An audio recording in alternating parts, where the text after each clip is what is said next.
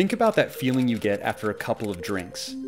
The sense of confidence, peace, relaxation, escape. All the memories you've made with friends at a party or a bar or even brunch. On top of that, alcohol has been around for thousands of years in nearly every culture around the world, including your own neighborhood. It's featured in every major TV show and movie. Heck, even Jesus turned water into wine. Through all of this, can alcohol really be that bad? Sure, it's maybe not the best thing for you, but imagine life without it. It'd be miserable, right? These were the exact thoughts running through my head many months ago. As someone who used to drink 1 or 2 beers every single night at my alcoholic peak, to now drinking almost nothing, I'm gonna show you the 7 ways that alcohol legitimately ruined my life and how it's ruining the lives of millions of people around the world. Now, I know this video might upset you. I honestly understand, because when I first kind of heard about some of these things, I did as well. But I really encourage you to keep an open mind, because this video is not against you. It is for you. So I hope you find this valuable, maybe even life-changing, as it has been for me. Now, let's go ahead and get to it. The first thing alcohol ruined is my mood. Now, wait a second. Isn't the whole point of drinking to feel better? Well, that's exactly what I thought. And every time I drank, I feel pretty good overall. But that was only in the short term. What I realized after drinking, and think about this for yourself, is kind of the next day or even later on felt kind of laggy and sluggish, and overall mood was down. I actually felt legitimate depression, and I never thought it had to do with alcohol. I thought alcohol was kind of helping me with some of these difficult things I was dealing with. But I realized after reading some different studies that alcohol actually increases the feel-good chemical in our brain called dopamine. So every time we drink, we actually get more and more dopamine, but at spikes in the short term, over the long term, our dopamine actually goes down below baseline. That means we're actually more unhappy after alcohol than before. And that's why some people call it a downer, because the long-term effect is actually feeling down. Then you start feeling down, you feel kind of these weird feelings, and you're like, oh, well, I'm just gonna take some more alcohol. Let's take alcohol, drink some alcohol, or ingest it in other bizarre ways, and help get that back up. And it's this vicious cycle. And looking back, I now realize that I was a part of this cycle, but my overall mood was absolutely ruined through alcohol. And since quitting has been far, far better, which I totally didn't expect. And an amazing quote from Tim Ferriss that I really think summarizes is this: alcohol takes tomorrow's happiness and gives it to you today. It basically puts you in this sort of mood or this happiness debt that you need to repay, and continual debt just puts you more and more in debt. So I think it's a really brilliant way of thinking about it. The second thing alcohol ruined for me was my sleep. So going back to mood, right? Sometimes we actually drink. There's like a tequila called Reposado, or it's specifically designed to help chill you out, help put you to sleep. And supposedly, you know, a glass of red wine or some tequila, right, can actually help your sleep and be good for sleep. And what I realized is, yeah, actually it would take some alcohol to help me kind of chill out a little bit, you know, forget about some of the problems, and ultimately help me sleep. And I did go to sleep, but I realized after some time, and sometimes even within a day, that the quality of my sleep was significantly worse than when I wasn't drinking alcohol. So maybe I slept longer or it put me to sleep faster, but the quality was worse. And again, I did some digging and found that alcohol, even a little bit of alcohol, 3 to 4 hours before going to sleep, which is, you know, a fairly common time people tend to drink, even if you're day drinking, right, will deeply affect REM sleep, right? Rapid eye movement sleep. That kind of area of sleep that is really, really beneficial for a lot of unknown kind of subliminal reasons, but also kind of healing and cleaning up different chemicals and things in your brain,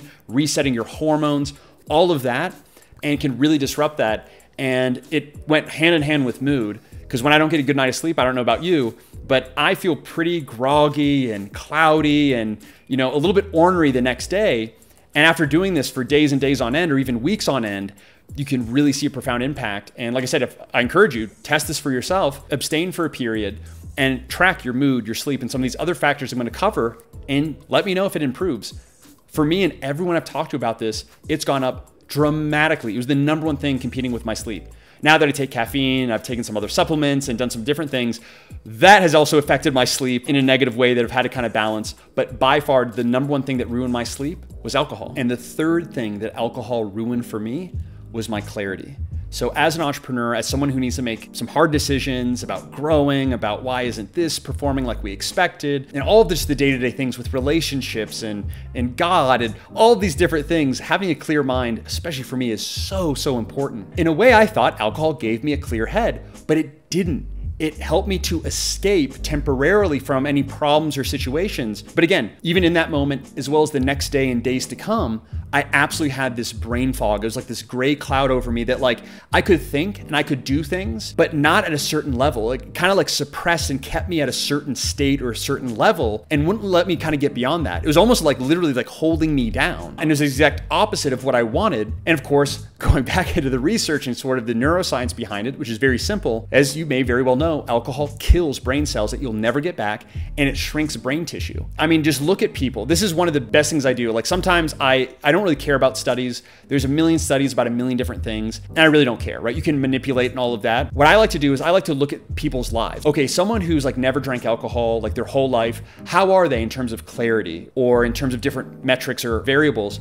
And then I look at someone who drinks a lot. And I noticed in my personal life, the people who I know personally who drink a lot more alcohol versus those who don't have much less mental clarity. It's almost not, wouldn't say stupid, but there's kind of this lack, almost like brain damage. And the reality is you are damaging your brain. So if you're someone who wants to kind of preserve your mental clarity, preserve your mind and your consciousness, it is super important to be very aware of that when it comes to alcohol. And for me, that was actually a huge reason that I decided to kind of abstain, which I'll talk about a little bit later. And as I've already clearly alluded to, the fourth thing that alcohol has ruined for me is my health. So it's no secret that alcohol is a literal toxin. So it's poison. Like the more you drink it, the worse it is. It is every time you drink poison, and there's no amount that is good for you, despite what some little things will say. And why do I say that? Well, I did, of course, more research, and it's really good to do because it really kind of helps prepare you. And this alone really helped me kind of stop. So I'm just going to read a list here. Increasing the level of alcohol that you're consuming in any amount will increase your chances of cancer. It'll lower testosterone, especially for, you guys. Increase the risk of stroke, liver damage, weakened immune system, kill brain cells, increases the likelihood of domestic abuse, rape, and of course, alcohol poisoning itself, among others. Now for me, the big one there was cancer. I have friends and family who have gone through cancer. I've known people who have, of course, died from cancer, and it is so rough and so scary. And knowing that every time that I take any amount, a shot of alcohol, even just one beer, half a can of beer, whatever, that it's like a gamble, that I'm increasing my chance of cancer along with all these other things. I also realized that when I was drinking, that I would get to be a bit more of a jerk to my wife, which is not good. No, I did not do anything, okay? And she'll come on here on camera and testify as well, any negative, physical act, but I would get more ornery, a bit more rude, and where that could lead is really scary as well. So it is literally one of the most deadly substances on the world, not just for what it does to you, but what it can cause you to do to other people. So that's a really important point. And I know it's one of the biggest things that are kind of shoved down our throats, aside from alcohol itself, but it's really important to keep that in mind. For making it this far through the video, congratulations to you, which brings us to the fifth way that alcohol ruined my life, and that is my appearance. And there's a couple things there. So first, we already know all the other kind of negative health benefits from it. But what I didn't realize for a long time, and it was my wife actually brought this up, was the amount of calories that are in alcohol. Depending on how much alcohol you consume, it's almost equivalent to eating a bunch of cake or donuts or chips every day. And if you envision it that way, that's kind of the way I think, it's really easy to start gaining weight. And I did, because of alcohol. I actually used to be a bit chubbier, never super big, at least I don't think so, but I was definitely chubbier, a couple years back. And when I stopped drinking, or actually I think at the time I really started drinking less, I started losing weight. Didn't really notice it too much, but yeah, a little bit of the visceral fat and, on my face and all of that. And I literally had one of our subscribers comment and was like, hey, Sumner, you're losing weight. Like, I want to lose weight too. What are you doing? And I'm like, the only thing that I'm doing is I'm not drinking alcohol. Like, that's how big of an impact. And there's other things like, I think, insulin resistance or other, indirect ways aside from calories itself that alcohol kind of causes you to gain more weight and, lose lean muscle mass or things like that. Again, I'm not going to test that because I'm not a nutritionist. I'm just giving you my personal experience and the research and process that I went through. But also, aside from the calories and sort of the weight gain of alcohol, is also that alcohol increases inflammation and increases dehydration. And both of those things cause a whole host of skin problems. And I would encourage you, look at celebrities that are known for kind of drinking lots of alcohol and look at them at their age versus, let's say, celebrities who've drank no alcohol, and look at the skin difference and their overall face. And you can kind of tell it almost like rips your skin apart. It almost breaks you in a way. And it does both internally and externally. So again, I'm not trying to scare you. I'm just going through the same process I went through. And that was kind of another way it ruined my life and something that I said, hey, I'm done with that. All right, number 6, alcohol is expensive. Yes, even cheap booze is expensive, and it adds up. The average American spends about $583 per year on booze. That's the average. There's people who are spending literally thousands of dollars a year on alcohol. There's also people who are spending less, especially those who, let's say it's against their religion, to drink anything at all, or they're just against it. Just for perspective, if you were to take that $583 and you're 35 years old, and let's say you just invest that in the stock market at a 10% return, pretty standard, until you're 65, right? And just allocated that money that you would have put toward alcohol, you put that toward, let's say, just the stock market, you could expect to see $100,000 by the time that you're 65, okay? So something you wouldn't really notice ongoing that could be pretty huge for retirement. Now, I'm a kind of finance, like e-commerce guy. That's one of the ways that I think, and you may be thinking, that's so lame. I don't even care. 100K, that's nothing. Like, I'd rather spend that on booze. Totally understandable. But another way of thinking of that is, what else could that money go to even now, right? So something that is literally killing you and hurting you, is there something else that you would enjoy that wouldn't, or at least not as much? Maybe buying some video games, going to an escape room, or doing something with friends, if that's your thing, or try new things, right? Going on a trip, saving up and going on, a vacation, or even a small trip like outside of your city or town every year. There's a lot of things that you can do with that, and just kind of be creative and think, wait, if I actually put this money towards something that makes me even happier and is also healthier for me than alcohol. And I can nearly guarantee that, yes, you will find many things that you can do with that. And just something to kind of keep in mind as well is the cost, not just the health cost of you paying to kind of really damage your body and ruin your life in a lot of ways, but also the financial aspect of that as well. And finally, I've saved number 7 for last because it may be viewed as the most controversial, but for me, it might be the most important. And that is that alcohol ruined my relationship with God. So I've talked about this before on the channel. I am a devout Christian. I believe that Jesus Christ is who he said he was. He was either telling the truth, a liar, or he was insane. It's only those 3 options. He was a real person, and it's one of those 3, and I believe that he was telling the truth based on the evidence. Not a video about Jesus. I love him. And Jesus turned water into wine, which we know. And as Christians, we believe it was not grape juice. But also in the Christian Bible, which I believe is God-breathed, it also talks a lot about the dangerous effects of alcohol, or especially drinking too much alcohol, like in Proverbs.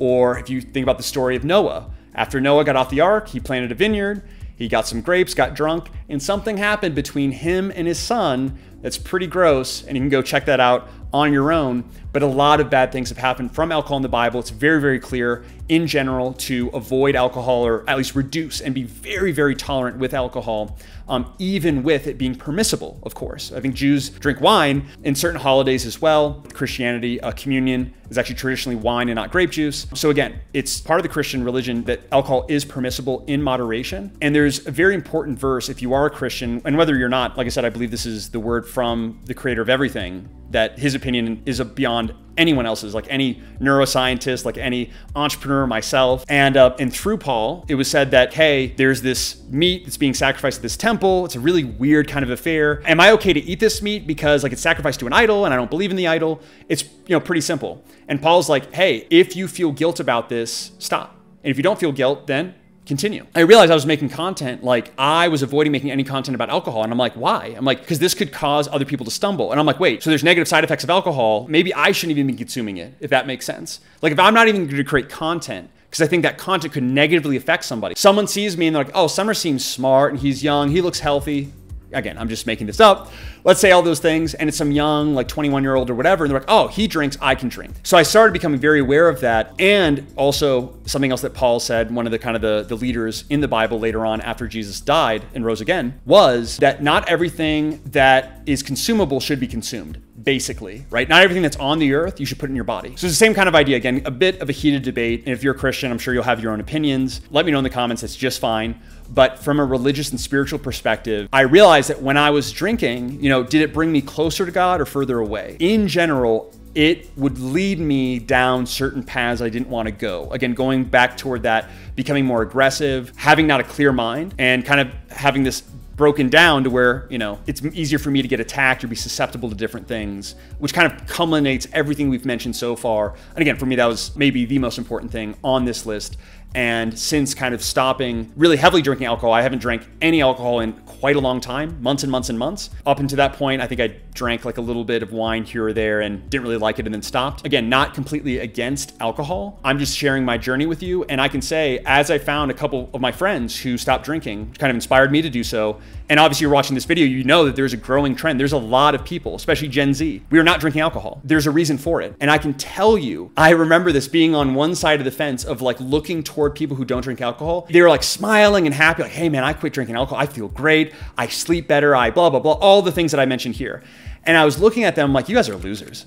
And I thought, yeah, that's good for you, but that's not for me. Like, cause I always went back to thinking, how much fun did I have with alcohol? How many memories did I make? I'm a better person to be around in general, right? I'm more fun, more relaxed, and all of those things. So I'm like, that's good for you, but not for me. And what happened was, just so you know, kind of leading up to why I stopped drinking, number one, it was all of these little things here and there, like watching a TikTok video or a YouTube video that mentioned that, or having a friend who stopped drinking alcohol. It was those little things here and there. But you know what really kind of broke the camel's back? That straw. I was traveling with my wife in Georgia, the country, in the mountains. I was feeling sick, and at the time I was drinking a decent amount. A little bit of wine usually is what I would go for. And Georgia being the birthplace of wine, that's the oldest, by the way, fragments of wine making in the entire world is the country of Georgia. Very, very cool country. I got sick, started drinking wine. And guess what? I associated the wine that I drank with being sick. Like I woke up the next day, I'm like, oh, I feel awful. And that awful feeling I associated with wine. And it was actually an amazing experience for me to finally, I was always on the fence, and it finally helped me to be like, okay, now I'm associating with this. Maybe I should have actually done that intentionally. I've got, like last time I got sick, drink alcohol, so I just kind of become disgusted by it. I didn't fully become disgusted by it. That's not the reason. That was kind of like the last straw of like, okay, let me try now from this point on, general period of not going on alcohol. Like let me go, let's see, a few weeks, and a few weeks turned into a few months. I mean, in that time, like I said, I drank like a little bit of beer. It was like half a can. I'm like, I don't like this. I know this is gonna mess with my sleep. I know all the negative health benefits, and I threw it away. Same thing with wine. And for me, it was about that first 3-week to 1 month period of zero alcohol whatsoever that I realized, like I just kind of woke up one day and kind of looked back. I'm like, oh, I haven't drank alcohol in a while. Actually, it was my wife. She's like, oh, you haven't drank in a while. I'm like, yeah, and I feel really good. I feel better than I did that past like 30 days or 2 months or whatever when I was drinking. Like I said, like I felt more energy. I felt happier. Like I'm more joyful. I'm happier. I'm like, wait, that's why I was drinking alcohol, to feel this way. I'm able to tackle problems with way more clarity and way more peace. I have just as much fun as with friends as I did before. And I totally thought the opposite. I was so resistant to giving up alcohol. And it was that silly kind of moment of associating alcohol with being sick that kind of caused me to like, okay, like let me go off for a little bit.